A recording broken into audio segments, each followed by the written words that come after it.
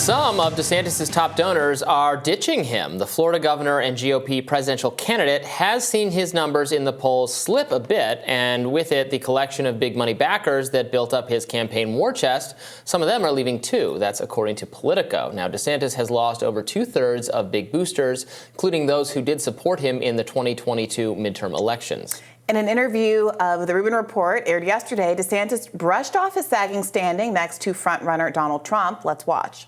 Some of these primary polls are what they are. I mean, you followed my re-election race. There were polls that had me up by 1 or 2 points, and I won by, almost 20 points. And so sometimes when you have this volume of polls, clearly polls are expensive. And so if you're doing them every day, either someone's funding that with an agenda or not. But I also understand, you're running against somebody who is 100% name identification, probably the most famous person in the modern history of politics. But what I think that it shows, and I think we have data after the debate to show this, is that, whatever he's at, he's got some that are very hard for him for sure, and then he's got a lot that are soft. And those are people that, they're willing to support somebody that's strong, that has a record of delivering on America First principles, and that would be a big-time change agent as president. They are not going to vote for somebody who's just going to go back and be a managed decline Republican.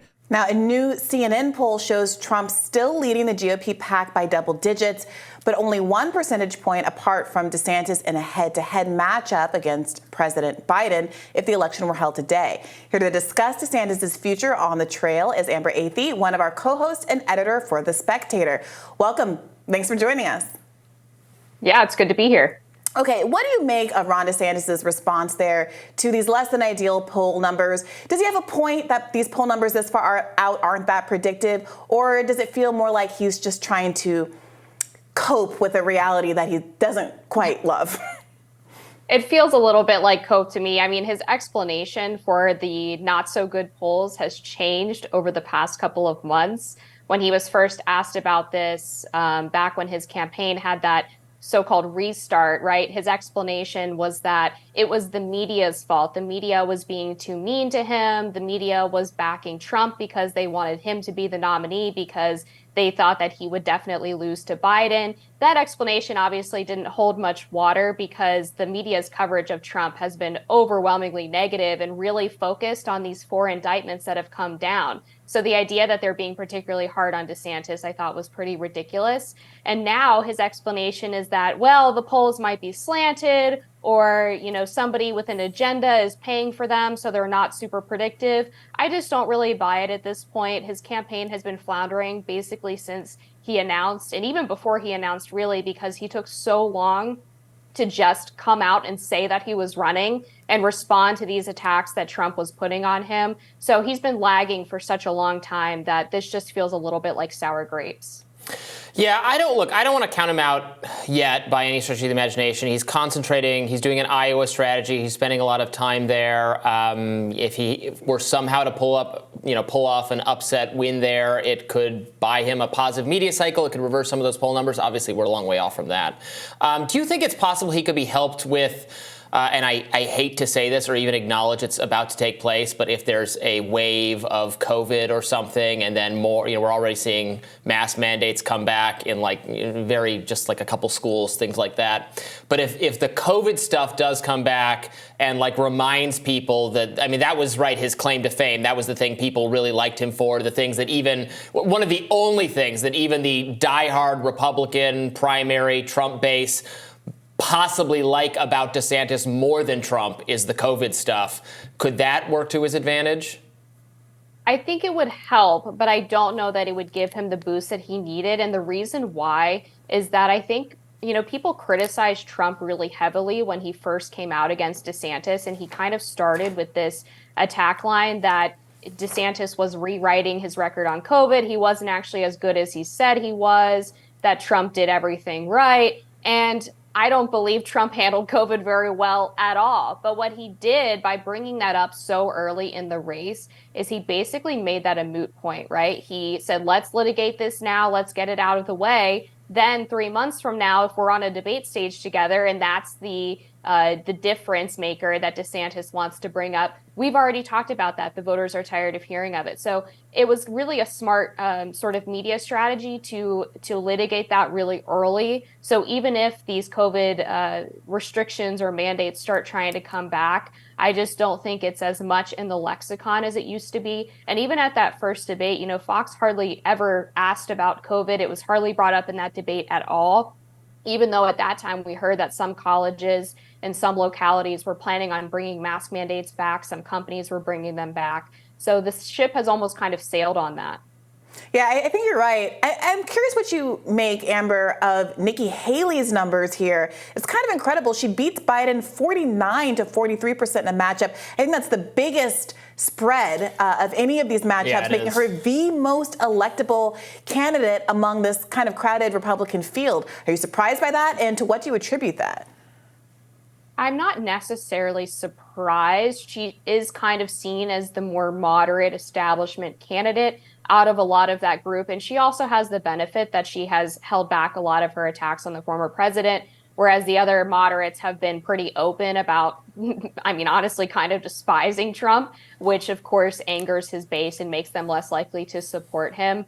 But I think what you're looking at across that poll that's interesting is that the electability argument that has been made by a lot of Trump opponents is not as important as they'd like you to believe. Trump is still leading Biden by 1 percentage point. Yeah, that's basically a dead heat, but so are a lot of those other candidates. It's really, really tight on the Republican side against Biden. So this idea that you have to get rid of Trump because he's not electable, I think doesn't really hold water. That argument is going to go out of fashion pretty quickly for these other candidates. And on the Nikki Haley front, I think the Republican base is going to look at her and they're going to have to decide, is electability more important than, wanting someone in the primary process that represents my views?